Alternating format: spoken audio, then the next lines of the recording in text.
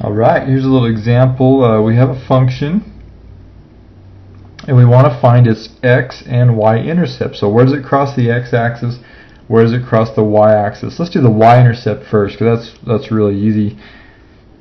So that happens wherever x equals 0. So if I put 0 in for x, those all just go away, and I would get y equals 4.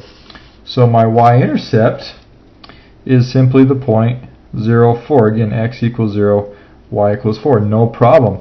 Let's work on the x-intercepts. This one's a little bit more of an adventure.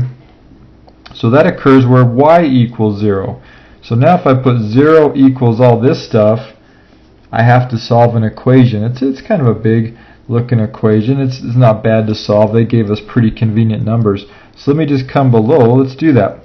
So basically we've got x cubed minus x squared minus 4x plus 4 equals 0. Well, we've got a polynomial function. We're going to work a lot more with these in the future, actually in the second half of the class. But let's just kind of review an idea from Algebra 2. I've got 4 terms here. I'm going to try to factor this by grouping. So what can I factor out of this first part? Well, I can take an x squared out. So x squared, that would leave x minus 1. Out of this second little group, I can pull out a negative 4. So minus 4, that would leave an x minus 1 as well. We're still equal to 0. Notice these have an x minus 1 in common. So let's factor that out. So I have x minus 1 times x squared minus 4 equals 0. X squared minus 4 will factor. That's a difference of 2 squares. So that would become x plus 2 and x minus 2. So I've got 3 terms all equal to 0 now. So we just set each one of those equal to 0.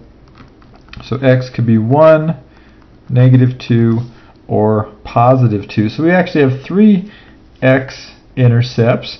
And so they are the points 1, 0, negative 2, 0, or 2, 0. And there we go. So there's our intercepts. I also want to show you on your calculator, graphing calculator, how could we do something like that?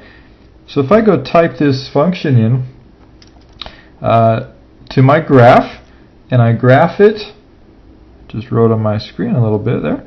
If I go graph it, so here's my graph. Notice it does cross the y-axis once. You can't cross the y-axis more than once, but crosses once there. And then x, x, x. So there are 3 x-intercepts. I can see that. One really easy way to go check if they're nice numbers is go to your table. So if I go second table, I can see, oh, at negative 2, y is 0.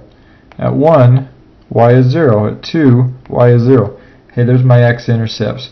I also have another way. We'll deal with this in the future. If I go to my calc menu, I have a 0 feature. I can go work with that. So I'll do a lot more of that in the future. But again, just want to illustrate how our calculator could help us out there as well. Okay?